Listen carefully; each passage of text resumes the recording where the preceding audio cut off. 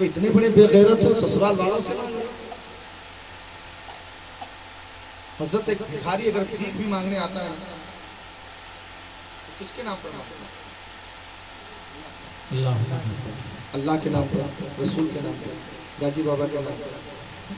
जैसा देखा वैसा। कभी अपने नाम पर मांगता है, कभी आपके नाम पर मांगता है, आपके बेटे के नाम पर। कभी कितने रुपया मांगता है? 2, 4, 5, 10, 50, बस जो दे दो, कोई मुद्दा नहीं होती।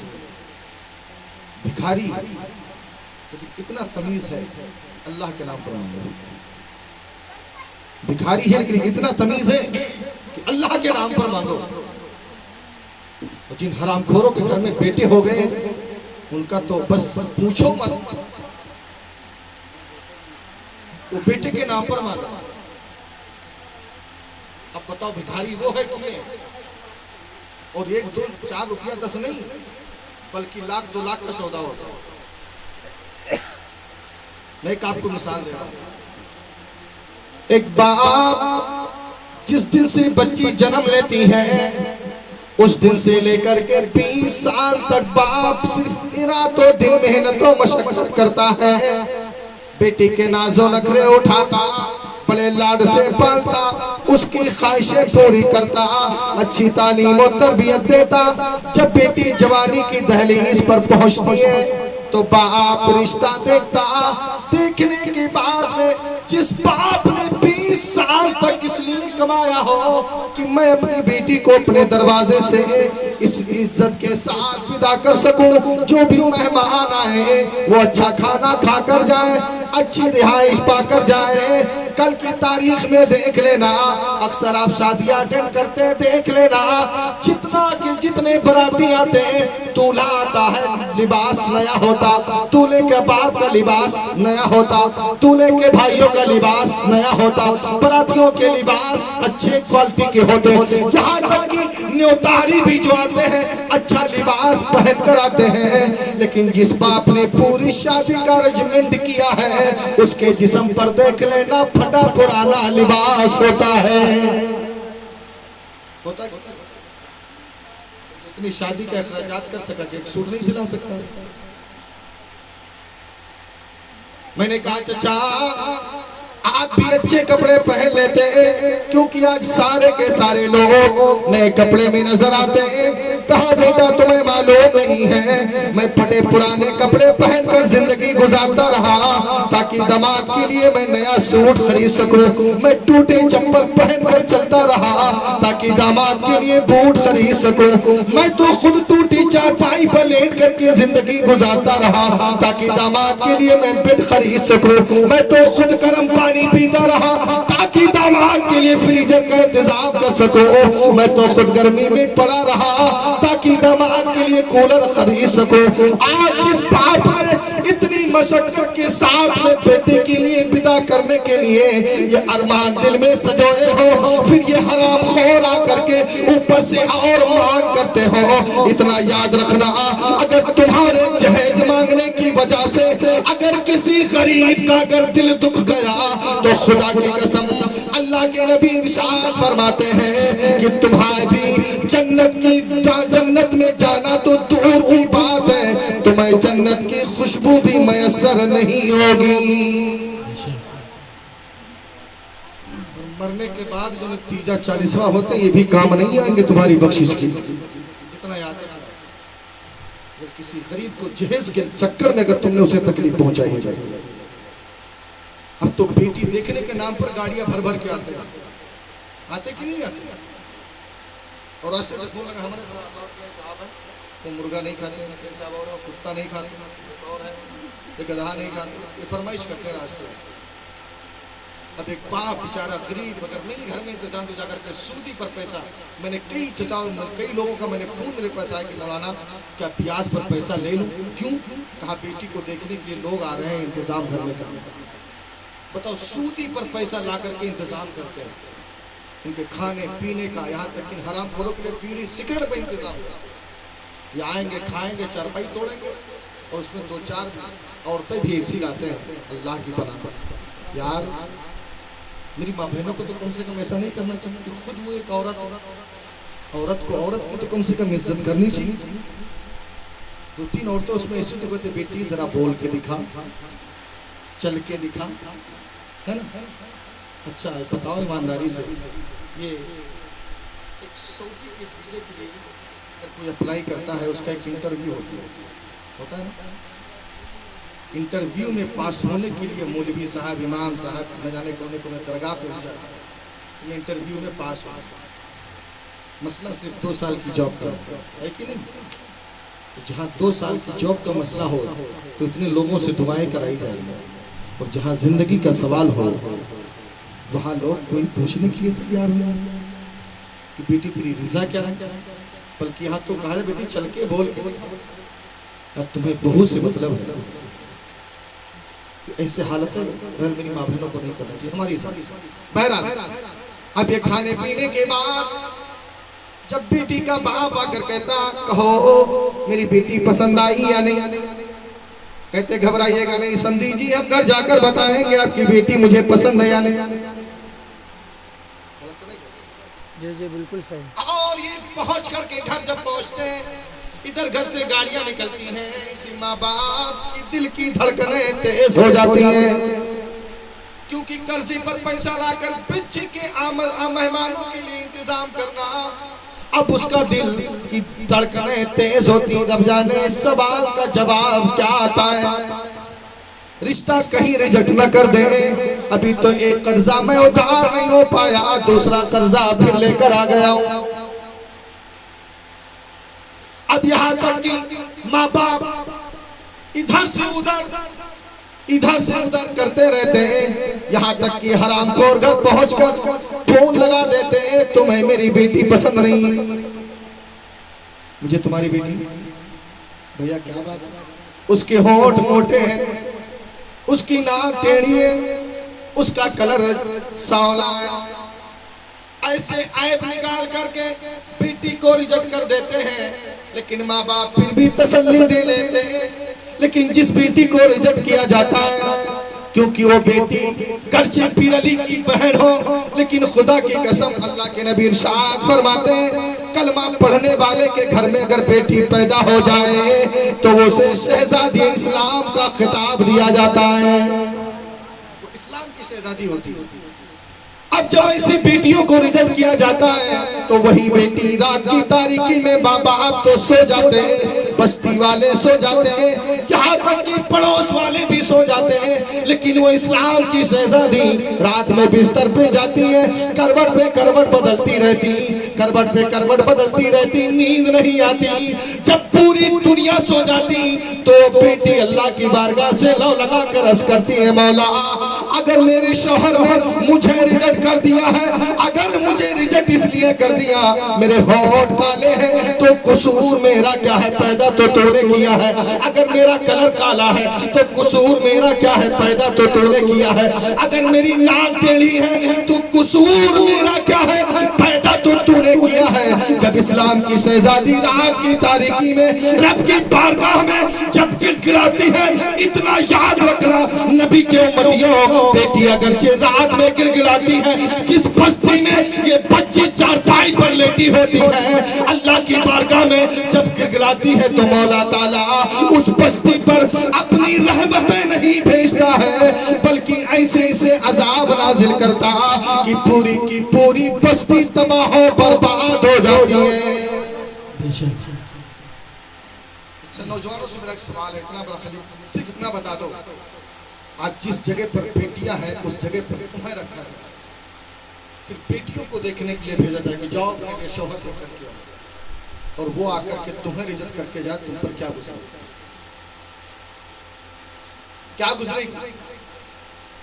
और आज जैसे तुम बारात लेकर के आते हो, और खुदा न करे हिंदुस्तान है कोई बड़ी बात नहीं, और ये निजाम बन जाए कि बेटियों की बारात लड़कों के यहाँ जाए, और फिर इसी शान के साथ जाए मुझे ये चीज चाहिए, ये चाहिए, ये चाहिए, तुम पर क्या गुजरेगी। यार रिश्ते वही निभाए जाते हैं जो दोनों एक दूसरे की इज्जत करें, एक दूसरे को समझें। यार एक अनजान लड़की आकर के तेरे बिस्तर पे बैठ जाती है, ऐसे हिंदुस्तान ही करते हैं, ऐसे किसी अजनबी लड़की को तुम खाली टच करके दिखा दो हमें, सुबह जेल में होगी। यार एक बाप अपनी घर की इज्जत तुझे दे रहा है, इससे बढ़कर और क्या दे सकता है तुझे? लेकिन हरामखोरों का पेट है या समंदर भरने को तैयार ही नहीं। बाप पूरी जिंदगी की कमाई बेटी के पीछे लगा देता है, यहाँ तक कि बहुत ऐसे बापों को मैंने देखा है कि बेटी की शादी करने के बाद वो रोड पर आ जाते हैं, मेहनतों मजदूरी पर मजबूर हो जाते हैं, यहाँ तक कि बेटी साथ छोड़ देते हैं। बहुत ऐसों को भी मैंने देखा है बेटी की शादी के लिए अपने घर को गिरोह भी रखना पड़ गया है।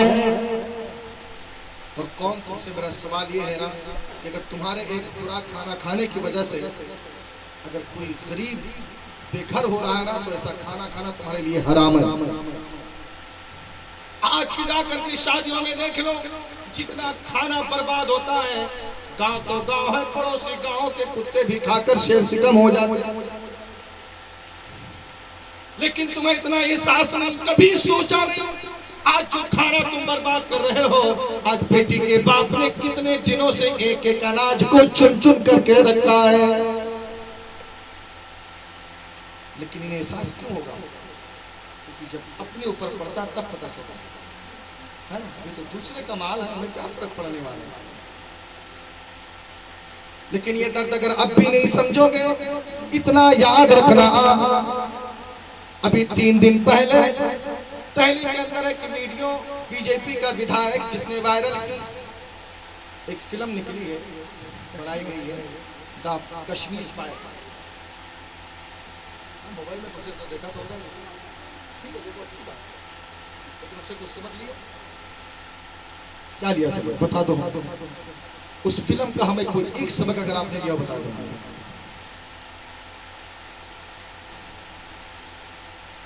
और ये फिल्म जानते हो किस लिए बनाई? खाली हिंदू और मुस्लिम में नफरत पैदा करने। उसमें सिर्फ और सिर्फ यही बताया गया, हालांकि उसमें जो भी मारे गए हैं हिंदू पंडित कश्मीरी, उनको पाकिस्तानी मुसलमानों ने मारा है, हिंदुस्तानी मुसलमानों ने नहीं मारा। सिनेमा घरों के अंदर खड़े होकर के नारा जैसे रंग का लगाया जा रहा है, और साथ में ये भी कह रहे हैं कि मुसलमान हिंदू लड़कों मुसलमानों की लड़कियों से शादी करना शुरू कर दो, 3 साल में मुसलमान मुक्त भारत कर देंगे। अब खुदा ना करे, और मेरी बहनों तुम्हारे हाथ जोड़ता हूं, मौत को गले लगा लेना, लेकिन अपने जिस्म को किसी काफिर के हवाले मत करना, क्योंकि तुम सिर्फ और सिर्फ पीर अली की बहन नहीं हो, तुम्हारी बहन सिर्फ तुम्हारी नहीं है, क्योंकि एक भाई की जो बहन होती है, जब उसकी इज्जत सलामत होती है ना, तो भाई सर को फख्र के साथ बुलंद करके चौराहे पर जाता है। बाप का सीना हमेशा चौड़ा रहता है।